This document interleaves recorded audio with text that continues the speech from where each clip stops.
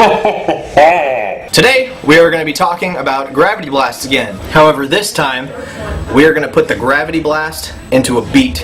As you may or may not know, The gravity blast is one of the quickest drum technique slash beats that you could ever play.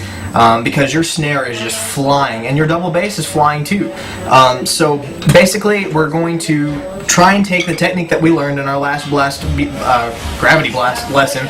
Be sure you go back and watch that, the gravity blast technique lesson. I'm not exactly sure what number it is, but it's there. My videos are there and they're titled what they are, so don't worry, you can find it. Just go back and click all videos, see all videos, and then you'll see it. But anyways, here's how we take that technique and put it into a drum beat. So anyways, a little recap. You got the gravity blast technique with your hand on the rim of the snare. Alright, so once you've got that down pat, then you're ready for the rest of this drum beat. Now, this isn't a really difficult thing to apply. Once you have the technique going, you've got the hardest part down pat. All I'm going to have you doing is a right, left pattern on your bass like this. Okay, that's going to be eighth notes on your bass, and then you're just going to take that gravity blast pattern on your hand, your right hand, or left if you're left-handed, and put it over top of that. And then you're going to be playing 16th notes on the snare. The 16th notes are going to sound pretty much just like they do when you play that technique, just like this.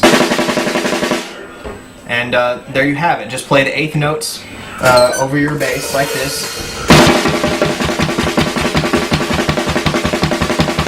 If you'll notice, it's not very quick. It's not the coolest sounding thing, and that's okay, because when you speed this thing up, it's going to sound like you're flying. But once you get that down, and you've been practicing that for a good long time, you've got the 8th notes and the 16th notes on the snare, then all you're going to add on top of that is your hi-hat going at 1, 2, 3, 4, like this. So it's going to sound like this. Okay, so when you run it all together and you're playing the 1, 2, 3, 4 on the hi-hat, the 8th notes on the bass, and the 16th on the snare, it's going to come together and sound something like this at a slow speed. Alright, so when you have this at a relatively slow speed, then you're able to go ahead and speed things up, and it's going to sound something like this. So the gravity blast, when put into a drum beat, is one of those things that sounds pretty amazing. It's just huge. It's fast and moving and pretty intimidating to drummers who hear it and think, oh man, that's just crazy. To be honest with you, it's one of the easier drum beats to play if you just slow things down, dissect it, cut it apart. And that's what I'm doing for you, just showing you the different components of the gravity blast. And learn to practice it slow, and then eventually you're going to get it quicker, especially when you get that technique with your hand on the snare down quicker.